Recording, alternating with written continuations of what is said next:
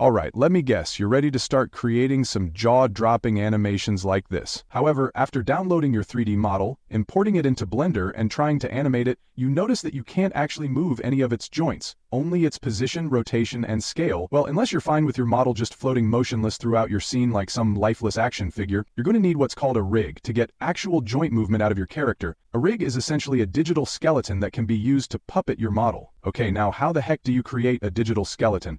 Well, there are several different methods, so sit tight, boot up Blender, and let's begin.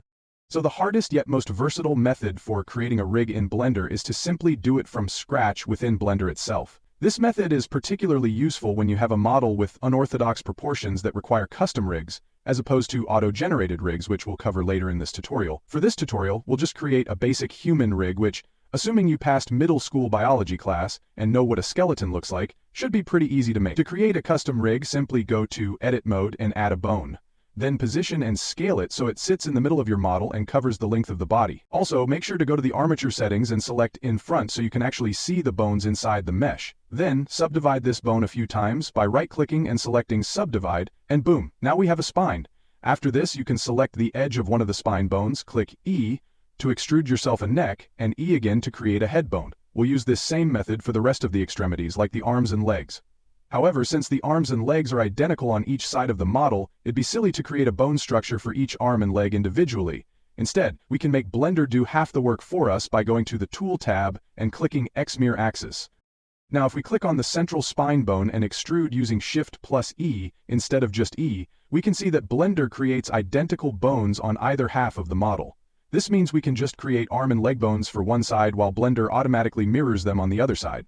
Also, when creating your skeleton, you might end up with some unnecessary bones. If that's the case, don't be afraid to go full WWE on those bones and obliterate them with the Delete button. In most cases, the important bones will stay connected to each other. However, if they get disconnected, you can reconnect them by selecting the two bones, clicking Ctrl+P, and parenting them to each other while keeping the offset. Alright, so once you've got your skeleton finished, the next step is to pair our mesh to our rig. By doing this, we're essentially telling Blender that we want the rig to control the orientation, position, and scale of the vertices of our mesh. To do this, you'll need to first select your model, then your rig, then click Ctrl+P and choose Automatic Weights. What are weights, you may ask? Well, without getting too technical, weights are basically Blender's way of deciding whether a certain bone in our rig will affect a specific part of our mesh and how strongly it'll affect it. For example, if you want the head bone to control the head of our mesh, we'd use weights to tell Blender that the head bone should control the head, and only the head, not other parts of the body. Weights are usually shown with colors. Red corresponds to the area we want the bone to control, and blue corresponds to the area we don't want it to control. Luckily, Blender can handle this process for us automatically if we click Automatic Weights when parenting. So let's just click that and let Blender do its thing. Oh yeah, I forgot to mention that Blender's Automatic Weights feature only works about 50% of the time. However, there are a couple of methods we can use to make it work. For one, after selecting our mesh, we can go to Edit Mode, choose Mesh greater than, Clean Up greater than, Merge by Distance. Doing this tidies up a few things in our mesh and, in most cases, allows Blender to do its thing. So, let's try again and... okay, if it still doesn't work, the next best thing we can do is simplify our mesh by deleting some vertices. To do this, go to the Modifier tab and let's add a Decimate modifier to our mesh. Then, by adjusting the slider here, we can slowly begin to reduce the face count of our mesh. You want to lower the face count as much as possible before you start seeing actual deformations in your mesh. Once done, click Apply and cross your fingers as you try parenting again. Okay, with that done, we can now go to Pose Mode and check if the weights turned out okay by moving one of the bones. Mission failed. We'll get them next time. So yeah, Blender's Automatic Weights feature isn't always perfect, which means we'll have to clean it up a bit manually. To do this, select your mesh, then go to the Weight Paint Editor. Then we can go to the Vertex panel and select the name of the bone that's causing issues. As we can see from the weight map, it seems Blender has left some areas around the bone blue when they should be red, which is why they aren't following the bone properly. To add weight to this area, go to Brush, select the Add Brush, then paint the area that needs more weight, and boom, problem solved. Now all you need to do is continue that process until the whole mesh is properly weighted. Cool, now with our mesh properly weighted, we should pretty much have a working rig.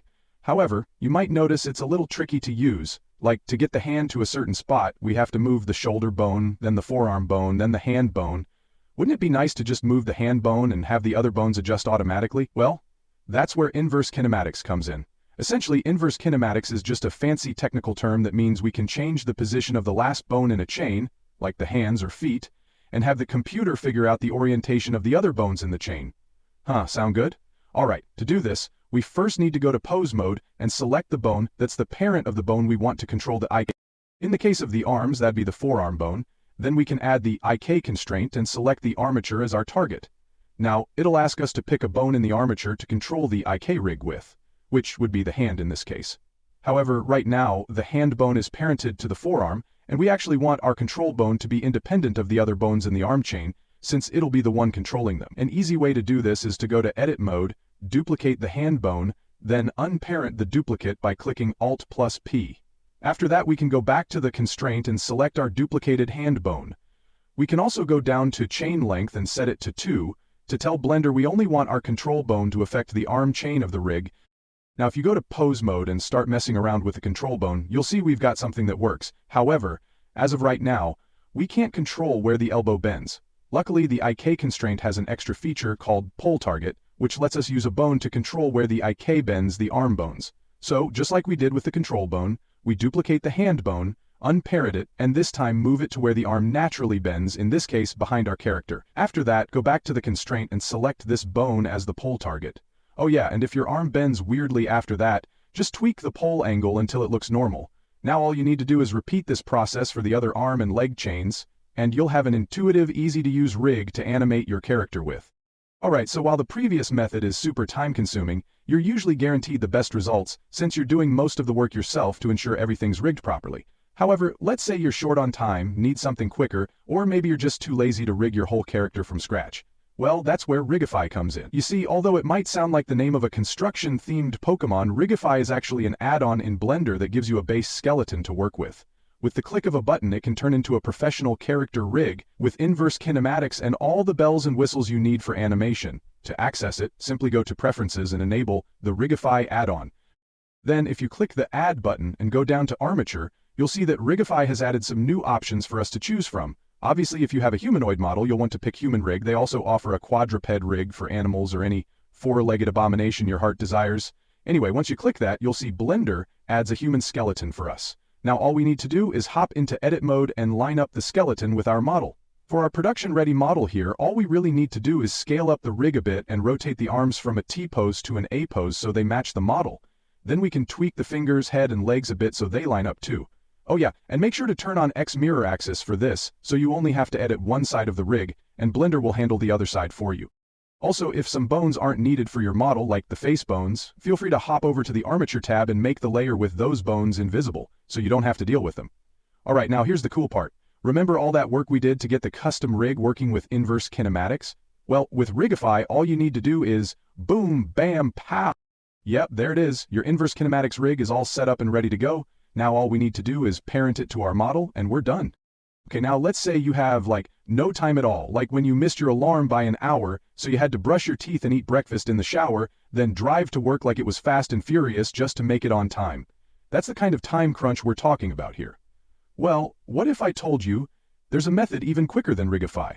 May I present Mixamo.com. Basically, Mixamo will do literally everything we covered before automatically, and it even has tons of custom mocap animations you can apply to your model once it's rigged. All you need to do is get an active Adobe account, upload your model to the site, tell Adobe where the major joints of your model are, and let it do its thing. You can apply an animation to it or just download it as is, import it into Blender, and boom! A rigged model in minutes. Seems too good to be true, right? Well, unfortunately, if you look closer, you might notice one issue. Yeah, the rig doesn't have any inverse kinematics. But I've got your back. If you go to adobe.com and check the plugin section, you'll find that Adobe has a Mixamo plugin for Blender. Once installed as an add-on, this plugin works pretty much like Rigify. Select your rig, find the Mixamo tab, click Create Control Rig, then try not to cry as you gaze upon your perfectly rigged model. And there you have it, 3 methods to rig a model using Blender. Now go use that rig to create the cinematic animations you've always dreamed of, or just do stupid stuff like this.